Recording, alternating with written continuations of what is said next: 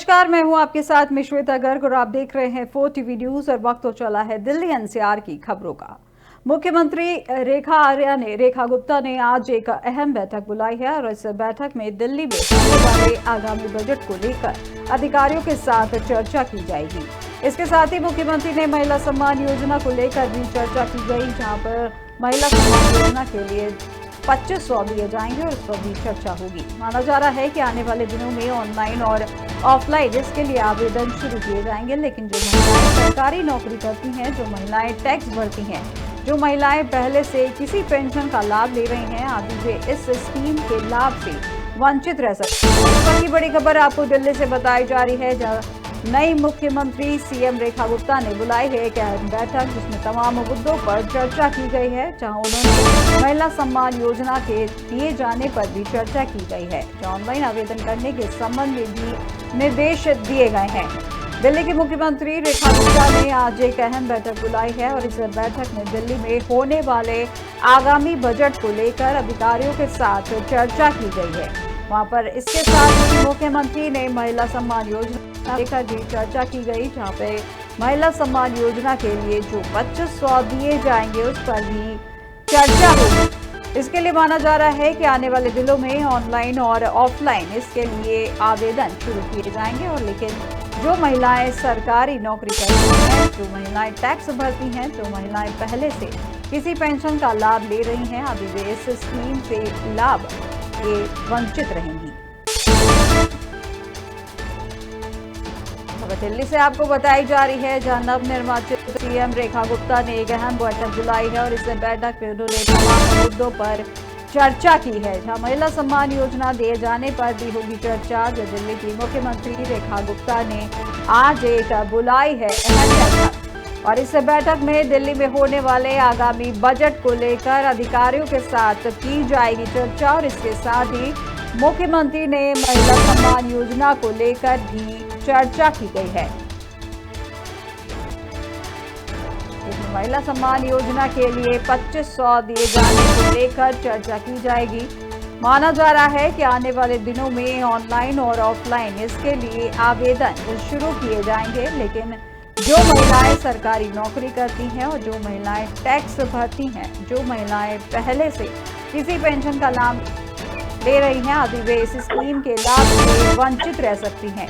और इस खबर पर ज्यादा जानकारी के लिए हमारे साथ हमारे ब्यूरो चीफ स्नेह कमल सेठ लाइन पर जुड़ चुके हैं। तो स्नेह कमल, जिस तरीके से सीएम रेखा गुप्ता ने एक बैठक बुलाई है और बजट से संबंधित तमाम मुद्दों पर चर्चा की गई है, उनमें किन किन विषयों पर मुख्य रूप से चर्चा की गई है? दिल्ली सरकार महिला सम्मान योजना की बात है, जिसको लेकर भारतीय जनता पार्टी ने चुनाव से पहले वादा किया था कि हम दिल्ली सत्ता में आएंगे तो महिलाओं को 25% प्रतिमाह देंगे। इसको लेकर जो है लगातार आम आदमी पार्टी जो है तो दिल्ली सरकार पर हमले बोल चुकी। प्रधानमंत्री ने अपनी जनसभाओं में चुनावी सभाओं में कहा था कि जब भी हमारी दिल्ली सरकार बनेगी, हम पहली बैठक में ही इस विषय पर काम करना शुरू कर देंगे। तो इसको लेकर जब पहली कैबिनेट की बैठक हुई, इसमें इस विषय पर कोई चर्चा नहीं हुई। इसको लेकर जो दिल्ली के पूर्व मुख्यमंत्री आतिशी समेत पूरी आम आदमी पार्टी लगातार जो है दिल्ली सरकार पर हमलावर। उसको लेकर जो है दिल्ली सरकार ने महिला सम्मान योजना को लागू करने की दिशा में काम करना शुरू कर दिया। मुख्यमंत्री रेखा गुप्ता ने आज इस संबंध में एक बैठक बुलाई है। इस योजना के तहत पंजीकरण समेत दूसरी आवश्यकताएं जो भी हुई उसको पूरा करने पर कार्य योजना पर चर्चा होगी। इसके बाद इसकी सहमति बनने पर इसको लागू करने का ऐलान होगा। इससे पहले शुक्रवार की जो कैबिनेट की पहली बैठक हुई थी, उसमें इस पर चर्चा तो जरूर हुई, लेकिन कोई फैसला नहीं हो सका था। इसके बाद जिस तरह मैंने कहा, हमारी पार्टी लगातार जो भारतीय जनता पार्टी पर वादा खिलाफी का आरोप लगाया और कहा कि जो है भाजपा इस काम को नहीं कर।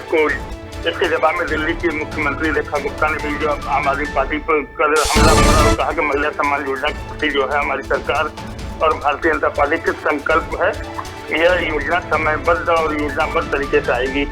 इसी कड़ी में आज जब मुख्यमंत्री ने अपनी जो कैबिनेट की बैठक बुलाई है, तमाम उच्चाधिकारी शामिल होंगे, उसके साथ ही साथ जो है दिल्ली सरकार का जो आम बजट होगा उसको लेकर भी बैठक में चर्चा होगी। जी इसके साथ ही स्नेह कमल जी, जैसे आपने बताया कि महिला सम्मान योजना को लेकर इस बैठक में चर्चा की जाएगी, इसके साथ आगामी बजट को लेकर भी अधिकारियों के साथ जो चर्चा की गई है उनमें मुख्य रूप से किन विषयों पर चर्चा करने की बात कही जा रही है? आखिर क्योंकि दिल्ली के विकास को लेकर भी तमाम बातें इसमें बीच में इस दौरान उठी थी, उस पर लेकर कौन कौन से मुख्य केंद्र हो सकते हैं इस दौरान चर्चा में? इस जो है बैठक में जो अहम मुद्दा होगा वो जो है महिलाओं की सम्मान निधि। उसके साथ जैसे कि मैंने बताया कि दिल्ली में बजट विधानसभा का जो सत्र है 24 से 27 फरवरी से जो है 3 दिन का सत्र शुरू होगा। उसमें जो सबसे पहले प्रोटेम स्पीकर जो नियुक्त है अविंदर सिंह लवली, वो तमाम विधायकों को शपथ दिलाएंगे। उसके बाद तमाम विधायक मिलकर जो है लोक विधानसभा का स्पीकर चुनेंगे, जिसके लिए भारतीय जनता पार्टी ने विजय गुप्ता का नाम पहले से प्रस्तावित कर रखा है। तो 24 तारीख को जब सत्र शुरू होगा सबसे पहले लवली का शपथ ग्रहण होगा, जो प्रोटेम स्पीकर होंगे। उसके बाद विधायक शपथ लेंगे, फिर विधायक जो है विजय गुप्ता को अपना जो है विधानसभा स्पीकर चुनेंगे। विजय गुप्ता का भी शपथ होगा। लेकिन ये तमाम विषय जो है इस बैठक से इतर है। आज की बैठक में जो अहम मुद्दा होगा वो जो है दिल्ली सरकार का बजट होगा। उसके साथ ही साथ जैसा मैंने बताया कि महिला सम्मान निधि के तहत जो 25% की योजनाएं जो दिल्ली सरकार ने लागू करने की बात कही है, उसको लेकर मुख्य चर्चा इसी के ऊपर होगी। जी, बहुत बहुत शुक्रिया स्नेह कमल जी हमारे साथ इस खबर पर जुड़ने के लिए। थे हमारे दिल्ली के ब्यूरो चीफ स्नेह कमल सेठ, जिन्होंने बताया कि दिल्ली की मुख्यमंत्री रेखा गुप्ता ने आज एक अहम बैठक बुलाई और इस बैठक में दिल्ली में होने वाले आगामी बजट को लेकर अधिकारियों के साथ चर्चा की जाएगी और इसमें खास तौर पर महिला सम्मान निधि को लेकर इस पर चर्चा की जाएगी कि आगे किस तरीके से उस पर कार्य किया जा सके।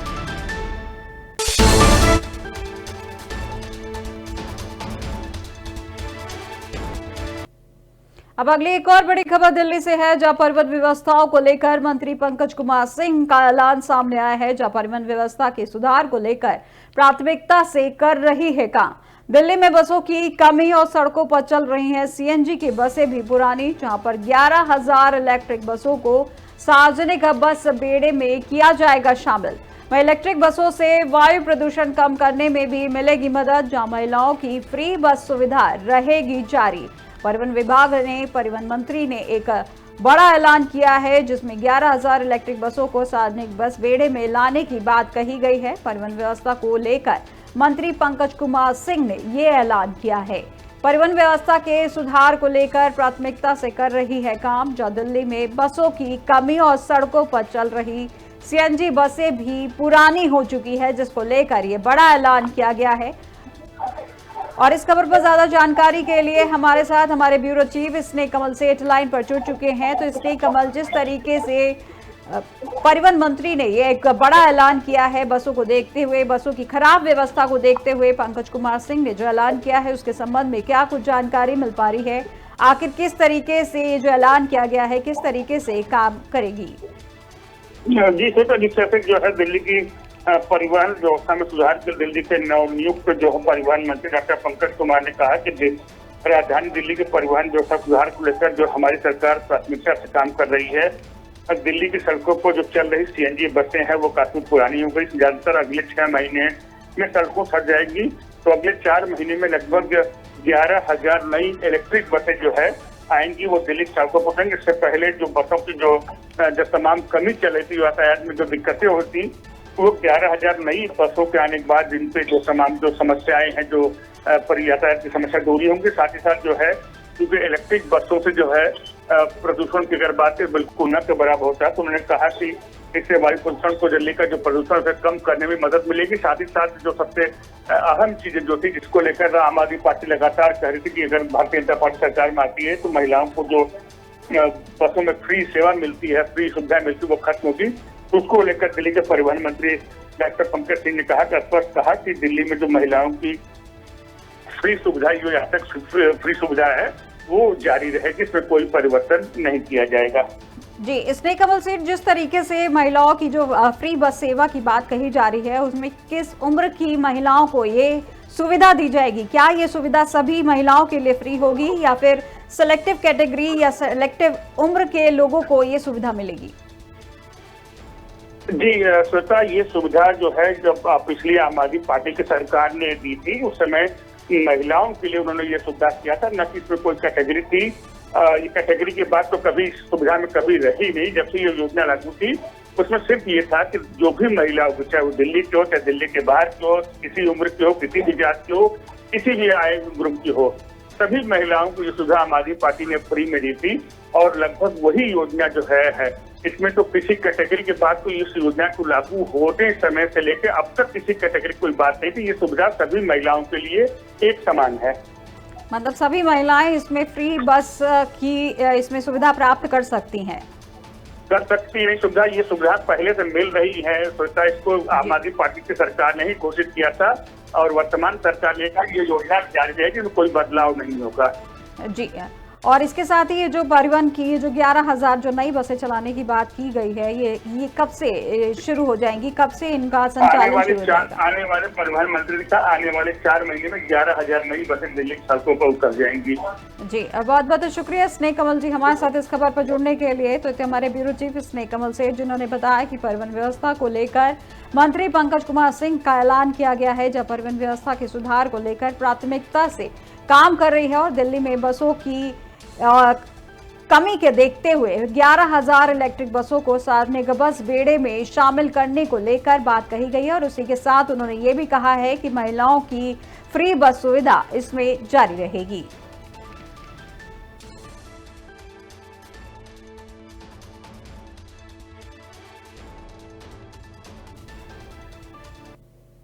अब दिल्ली से एक और बड़ी खबर सामने आ रही है, जहां सीएम रेखा गुप्ता के लिए पीडब्ल्यूडी के पास 3 आवासों के विकल्प बनाए गए हैं, जहां 2 आवास डीडीयू मार्ग पर, जहां पर भाजपा राष्ट्रीय मुख्यालय स्थित है। वहीं तीसरा विकल्प उपराज्यपाल का, जहां राजभवन के पास में मौजूद है ये आवास, जहां तीनों आवासों को मरम्मत के बाद किया जाएगा शॉर्टलिस्ट। ये आवास को लेकर अभी तक आधिकारिक पुष्टि नहीं की गई है। इस वक्त की बड़ी खबर आपको दिल्ली से बताई जा रही है, जहां नवनियुक्त सीएम रेखा गुप्ता के लिए पीडब्ल्यू के पास 3 आवासों के विकल्प रखे गए हैं, जो 2 आवास डीडीयू मार्ग पर हैं, जहां पर भाजपा राष्ट्रीय मुख्यालय स्थित है। वहीं तीसरा विकल्प उपराज्यपाल का, जहां राजभवन के पास ये आवास, तीनों आवासों को मरम्मत के बाद शॉर्ट लिस्ट किया जाएगा और आवास को लेकर अभी तक इसकी आधिकारिक पुष्टि नहीं की गई है।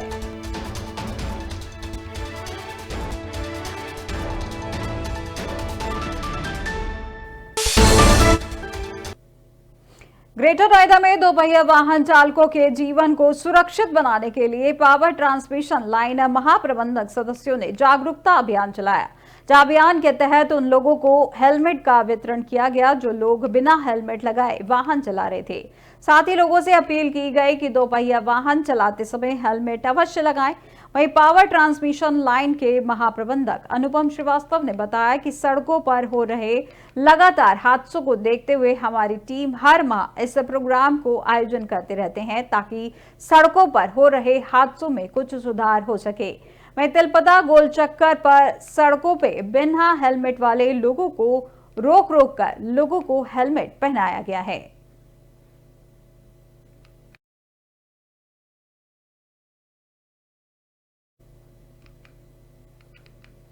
दिल्ली सरकार ने महिला सम्मान योजना लागू करने की दिशा में काम शुरू कर दिया है, जहां मुख्यमंत्री रेखा गुप्ता ने आज इस मामले में बैठक बुलाई है और इसमें योजना के तहत पंजीकरण समेत दूसरी औपचारिकताओं को पूरा करने की कार्य योजना पर चर्चा होगी।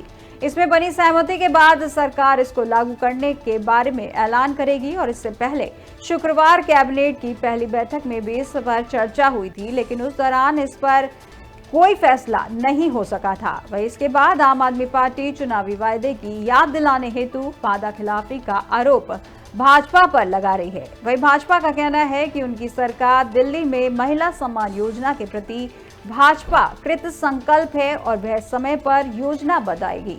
जहां इसी कड़ी में मुख्यमंत्री ने आज योजना की कार्य योजना पर चर्चा करने के लिए वरिष्ठ अधिकारियों की बैठक बुलाई है और इसमें योजना के तहत लाभार्थी महिलाओं की पहचान, उनके पंजीकरण और 2500 रुपए की रकम उनके खातों में डालने के सरीखे मसलों पर चर्चा की है। इसमें योजना को लागू करने के समय पर भी विचार होगा और आज इसकी बैठक में तय हो सकेगा कि जमीनी स्तर पर योजना को किस तरह लागू करना है। और इस खबर पर ज्यादा जानकारी के लिए हमारे साथ हमारे ब्यूरो चीफ स्नेह कमल सेठ लाइन पर जुड़ चुके हैं। तो स्नेह कमल, जिस तरीके से अभी हमने हाल ही में बात की थी महिला सम्मान निधि को लेकर, उससे निधि के चलते इनमें किस तरीके से महिलाएं अपना पंजीकरण कर सकती हैं और किस तरीके से पंजीकरण किया जा रहा है। जी, आज दिल्ली में इस विषय में जो है दिल्ली के मुख्यमंत्री रेखा गुप्ता ने जो है अपने मंत्रिमंडल के उच्च अधिकारियों की बैठक बुलाई। उस बैठक में तय किया जाएगा कि दिल्ली में जो महिला सम्मान योजना है ये किस तरह से लागू की जाएगी। आज इसमें अभी कुछ देर बाद जो है दिल्ली सचिवालय में बैठक होगी। इसमें जो है पंजीकरण समेत जो तमाम औपचारिकताएं हैं उस पर कार्य योजना बनेगी, किस तरह से योजना लागू की जाए। इस बैठक के बाद जब दिल्ली सरकार घोषणा करेगी कि हाँ इस योजना किस तरह से लागू किया जाएगा, तब पता लग पाएगा कि इसमें पंजीकरण की क्या औपचारिकता होगी। हालांकि जो जानकारियां जो है अभी तक मिली हैं कुछ सूत्रों से, उसके हम ट्राई कर सकते हैं कि इसमें जो है ऑनलाइन और ऑफलाइन दोनों तरह की जो है पंजीकरण की जो है सुविधा देगी सरकार। इसमें एक जो कुछ भारतीय जनता पार्टी सूत्रों के बाद उनके हवाले जो खबर आई है उसमें यह कहा गया कि जो महिलाएं सरकारी नौकरी करती हैं या जो इनकम टैक्स पेयर महिलाएं हैं या जो पहले किसी तरह के कोई पेंशन ले रही हैं तो उन महिलाओं को इस योजना का लाभ नहीं मिलेगा। फिलहाल इस बैठक के बाद पूरी जानकारी सामने आ पाएगी स्वतः, लेकिन तब फिर भी जो सूत्रों से खबर मिली है उसके अनुसार हम कह सकते हैं जो औपचारिकता होगी पंजीकरण की वो ऑनलाइन ऑफलाइन दोनों तरीके से होगी। और संभावना ये है कि 8 मार्च से दिल्ली की मुख्यमंत्री रेखा गुप्ता ने कहा था कि अगले महीने हम 8 मार्च से इस योजना को लागू करने पर सोच रहे हैं। फिलहाल अंतिम निर्णय इस बैठक के बाद होगा, लेकिन जो अपुष्ट खबरें हैं या सूत्रों के अनुसार खबरें हैं उनके अनुसार हम कह सकते हैं 8 मार्च से योजना लागू हो सकती है और पंजीकरण ऑनलाइन ऑफलाइन दोनों तरह से होंगे। जी, स्नेह कमल जी, जिस तरीके से आपने बताया कि इसका पंजीकरण ऑनलाइन और ऑफलाइन दोनों तरीके से होगा, क्या ऑफलाइन का पंजीकरण करने के लिए क्या कुछ सेंटर निर्धारित किए जाएंगे कि उन सेंटरों पर जाकर महिलाएं अपना पंजीकरण करा सकें? जी, ऑनलाइन जो स्वतः पंजीकरण होगा वो कोई भी महिला जो है कहीं से भी कंप्यूटर के इंटरनेट के माध्यम से ऑनलाइन पंजीकरण कर सकती है। वही ऑनलाइन के लिए तमाम जगह जगह कैंप लगाए जाएंगे। सरकार ने कहा कि दिल्ली के हर मोहल्ले में हम जो है हमारी टीमें जाएंगी, वहां पर जो है ऑफलाइन पंजीकरण होगा। ऑफलाइन पंजीकरण के जो कैंप लगा उसके साथ ही साथ दिल्ली के जो RWA जो बड़ी सोसाइटियां हैं उन सोसाइटीज में भी जो है दिल्ली सरकार की टीम जाएगी। वहां पर जो है उनके वॉलंटियर जाएंगे और लोगों से जो है वहां पर उनके फॉर्म जो है फिल कराएंगे। फिर उन फॉर्मों को जो है पोर्टल में या ऑनलाइन फिर सबमिट किया जाएगा। तो कम से कम जो पढ़ी लिखी महिलाएं वो तो ऑनलाइन अपना रजिस्ट्रेशन कर सकती हैं। जो कम पढ़े लिखे हैं जिनके पास मोबाइल की या इंटरनेट की सुविधाएं नहीं है उनको देखते हुए सरकार ने कहा कि हम ऑनलाइन के साथ साथ ऑफलाइन की प्रक्रिया भी शुरू करेंगे। जी, ये प्रक्रिया कब से शुरू हो जाएगी? श्वेता, जैसा कि मैंने अभी बताया कभी बैठक इसको लेकर होने वाली है।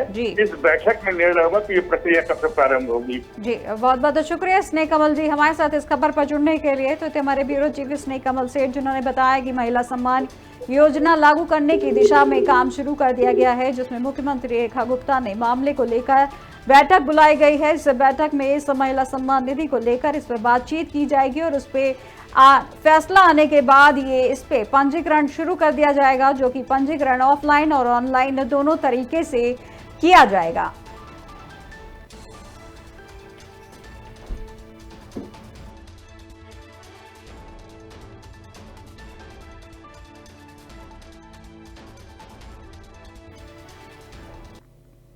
दिल्ली सुल्तानपुरी इलाके में देर रात भीषण आग लग गई, जिससे इलाके में लोग दहशत का माहौल बन गया है। जहां मौके पर पहुंची दमकल की गाड़ियों ने आग पर काबू पा लिया, जहां आग लगने से करीब 1 दर्जन दुकानें जलकर खाक हो गई हैं। यही आग लगने के कारण का अभी पता नहीं चल सका है। वहीं पुलिस और फॉरेंसिक टीम मामले की जांच कर रही है।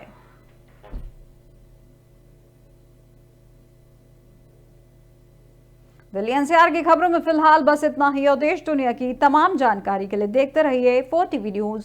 नमस्कार।